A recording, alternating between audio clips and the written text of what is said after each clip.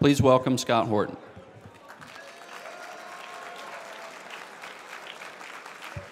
Hi, thank you again, everybody.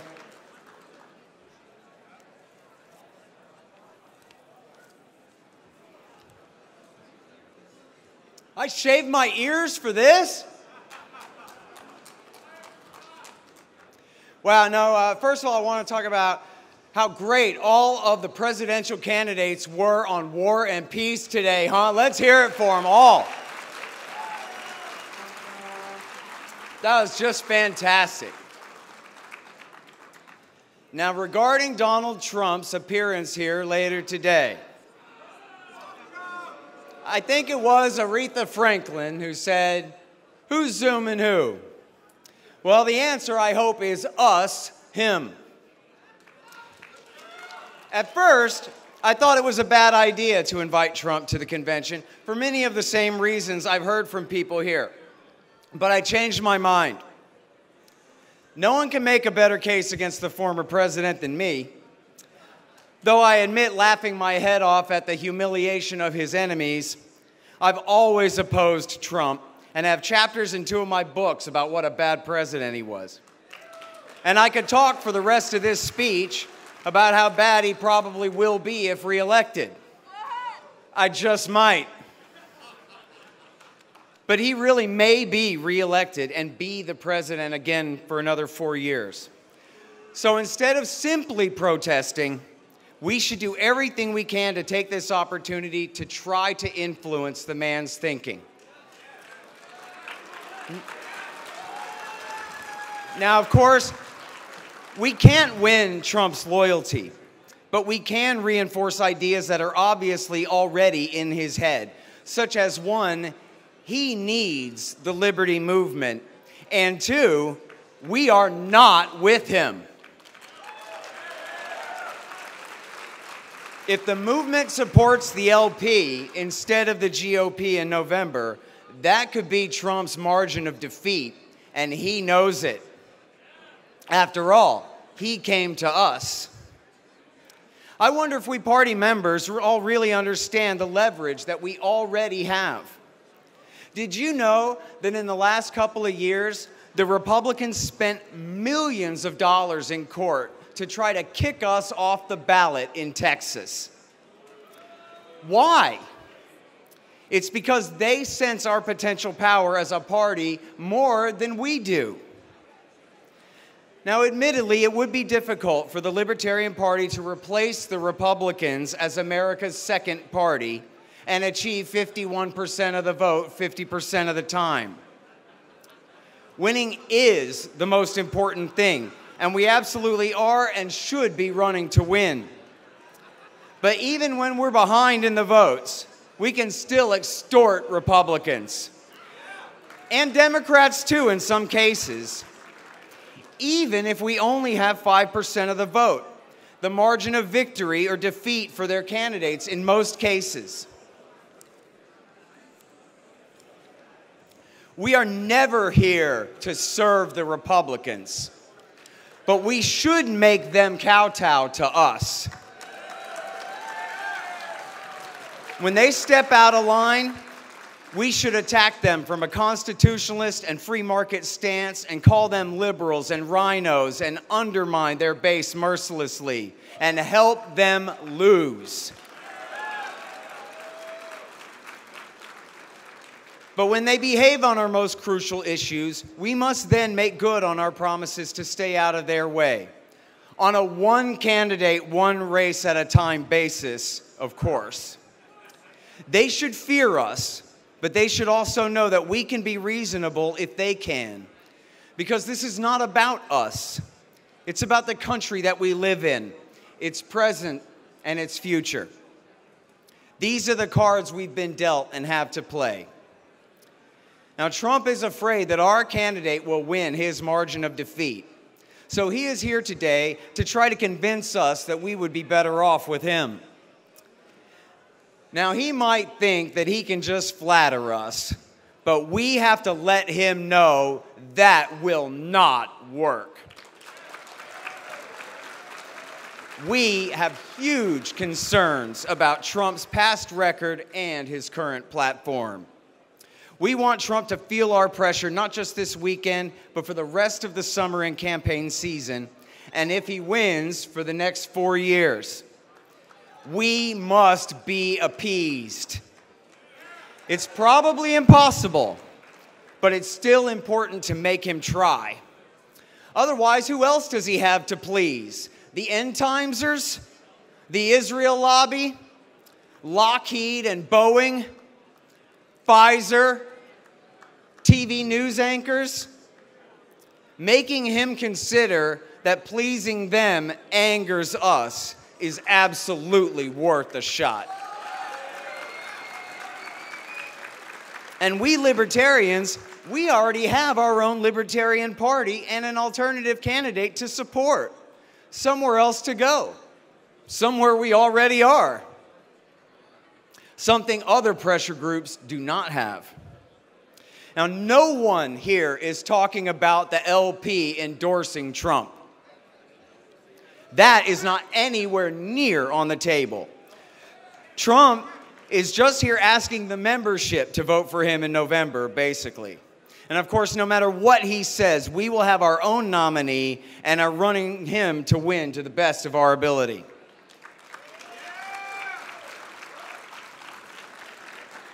But I'll tell you one thing that Trump is right about. To him, we are the Ron Paul people. That is exactly who we are.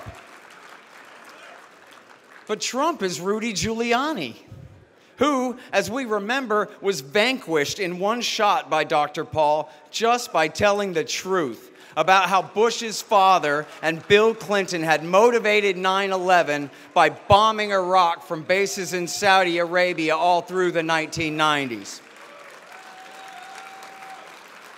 Trump says we need to ban Muslim travel to America until we figure out what's going on. Well, Ron Paul already explained it. It was Bush Sr. and Bill Clinton bombing Iraq from bases in Saudi for 10 years as part of the Israeli-inspired dual containment policy, as well as their support for Israel's slaughter of the Palestinians and Lebanese that motivated bin Laden and the 9/11 hijackers. Putting Israel first is treason to the United States of America.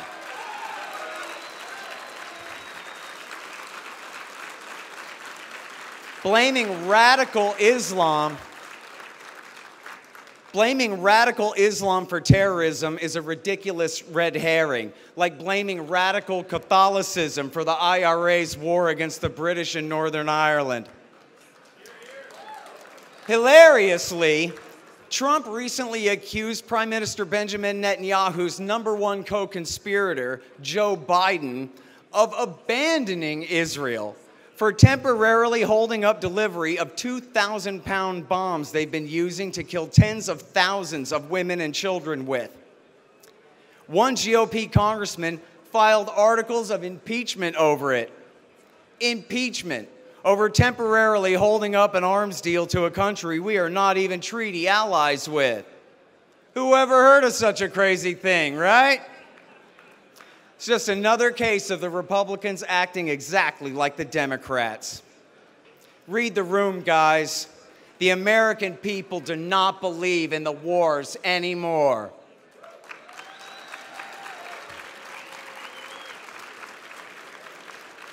In August 1982, President Ronald Reagan wrote in his diary about calling Israeli Prime Minister Menachem Begin regarding his bombing of civilians in Lebanon. Quote, "Met with the news the Israelis delivered the most devastating bomb and artillery attack on West Beirut lasting 14 hours. I called PM Begin immediately. I was angry. I told him it had to stop or our entire future relationship was endangered. I used the word Holocaust deliberately and said the symbol of his war was becoming the picture of a 7-month-old baby with its arms blown off. 20 minutes later, he called to tell me he'd ordered an end to the barrage and plead for our continued friendship. End quote. President Biden apparently has far less courage when it comes to standing up for American interests than President Reagan. Senator Biden actually advised Begin to be even more ruthless back then, just as he's encouraging and abetting Netanyahu's merciless canned hunt in Gaza now. And all Trump can do is attack Biden for not being bloodthirsty enough? What a disgrace. Speaking of which, October 7th and its aftermath was the direct result of Trump and Benjamin Netanyahu's godson, Jared Kushner, and billionaire mega donor Sheldon Adelson's Middle East policy. The Netanyahu doctrine, including the so-called deal of the century and Abraham Accords, were the payoff to Hamas and the sellout of the Palestinian people that made last fall's attack inevitable. Just 4 weeks before October 7th, Netanyahu sent the head of Mossad to Qatar to pressure them to continue to send hundreds of millions of dollars to Hamas, for the purpose of dividing and conquering the Palestinians. A policy for which, according to the Israeli outlet Ynet, during his time in office, the Qataris got a waiver from Trump's Treasury Secretary Steven Mnuchin so they would not be sanctioned for backing a known terrorist group. Just 2 weeks before the attack, Netanyahu gave a speech at the UN bragging that he'd gotten away with permanently denying the Palestinians independence. Then all hell broke loose. The policy they called buying quiet failed. There's a very real risk that in his next term, President Trump will double down on his errors and help the Likud finish the job and cleanse all 5 million Palestinians in the occupied territories into the Negev Desert, Sinai Peninsula, or Jordan. The dishonest, cynical blasphemer John Hagee and his flock of misled sheep will love it. Future American victims of terrorism and the Geneva Conventions be damned. I wouldn't be surprised if Trump tried to make Netanyahu the Prime Minister of the U.S. Senate. Jared Kushner is already talking about building beachfront condos in Gaza. If Donald Trump wants the libertarians, the Ron Paul people, he will have to throw all the hawks overboard.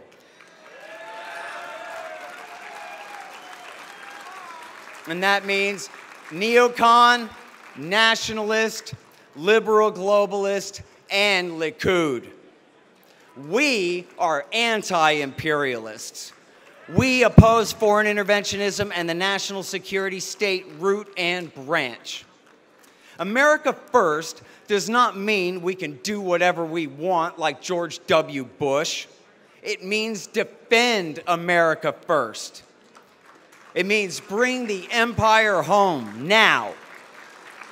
Our government has no right to remain the dominant power in Europe, Asia, or the Middle East.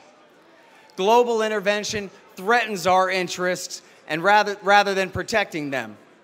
And the people of this country simply cannot afford to rule the world anyway. 8 years ago, the CIA and FBI framed Donald Trump for treason with Russia. You know that, right? None of Russiagate was true. The secret police made it all up. 1, to try to prevent him from becoming the president. 2, as an excuse to try to overthrow him using the 25th Amendment. And 3, finally, after that didn't work, as the FBI told CNN, to rein him in so that he could not live up to his electoral mandate and forge a permanent peace with Russia.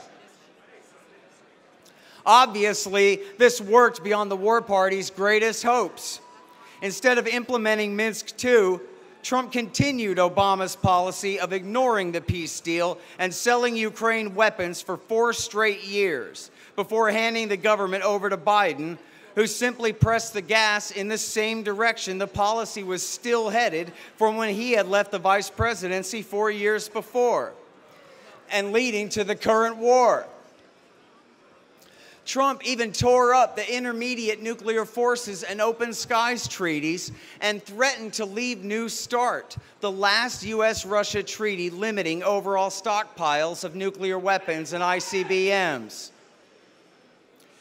Just a few weeks ago, it was Trump's suggestion of a fake guaranteed loan for $60 billion worth of weapons for Ukraine at war with Russia that finally broke Congress's resistance and got the appropriation passed. TV says that Trump's vendetta against his enemies in the permanent government threatens democracy, since they figure the dishonorable perjurers at the FBI and Justice Department and bloody-handed regime changers at CIA somehow represent American self-government. But does anyone other than MSNBC anchors really believe that if re-elected, Trump is going to clean house at any of these agencies or departments? We all know he's just going to put a war hawk friend like Mike Pompeo in charge and trust him again. Bet you dimes to dollars, dollars to dimes. You know, it was Secretary of State Hillary Rodham Clinton who inaugurated America's pivot to China in an article in Foreign Policy magazine in 2011. That's what the TPP trade deal was all about, freezing China out. Trump opposed it because he thought it wasn't protectionist enough. Trump had just ratcheted Hillary and Obama's China policy up a couple of notches. But notice that Biden has not backed off.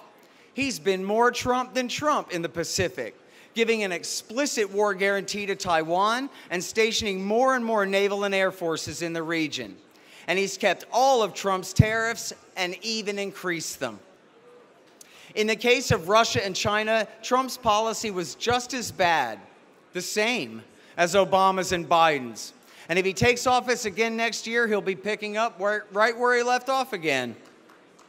So what is the point of being separate from the American power elite when you're no different than the rest of them in practice anyway?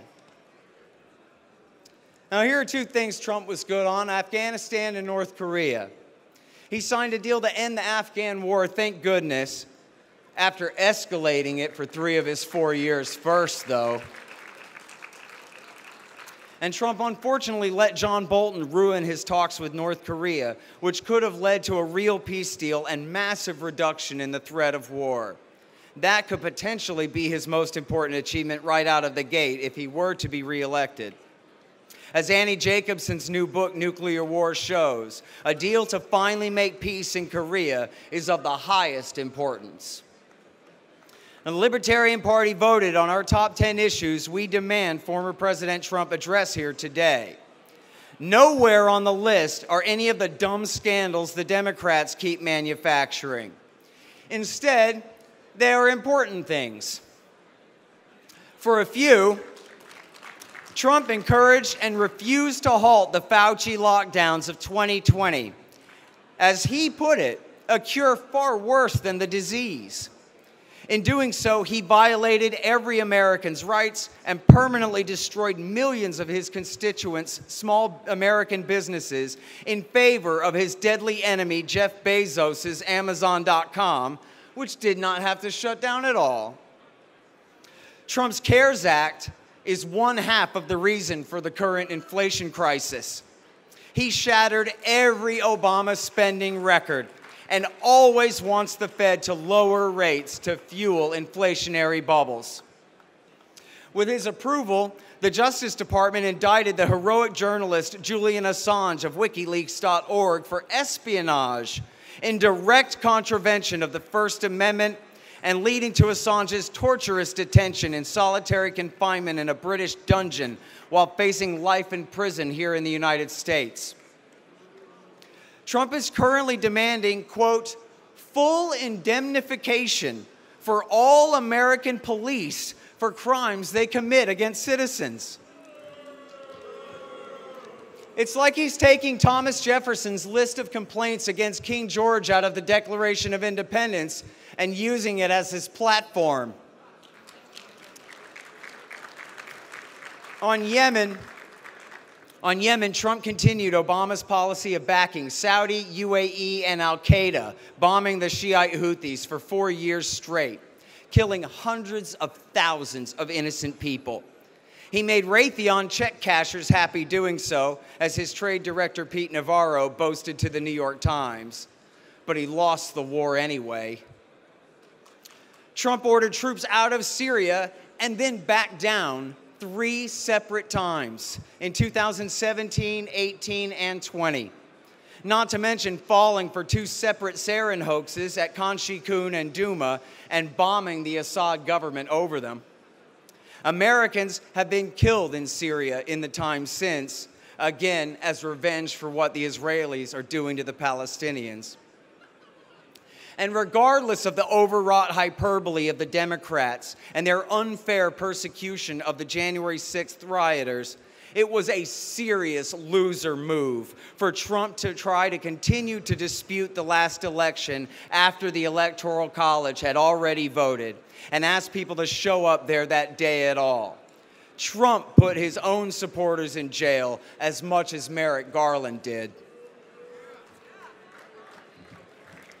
What could Trump say to make us believe that he's learned the error of his ways, that he will prioritize peace and turn into the Ron Paul that we all know he's not? Personally, I'll be voting Libertarian in November.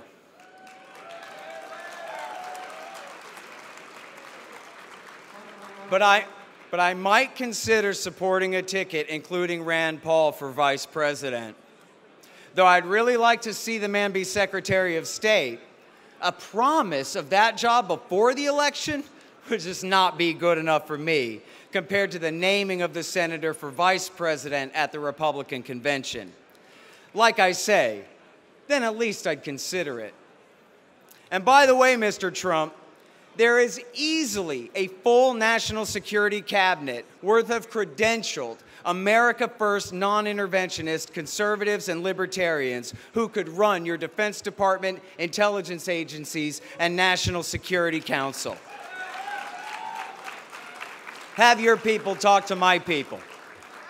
Okay, just me. I'll put you in touch. Now, our hosts today have tried very hard to arrange it so that Trump must address our criticisms, rather than think he can get away with just bulldozing us all with his regular stump speech.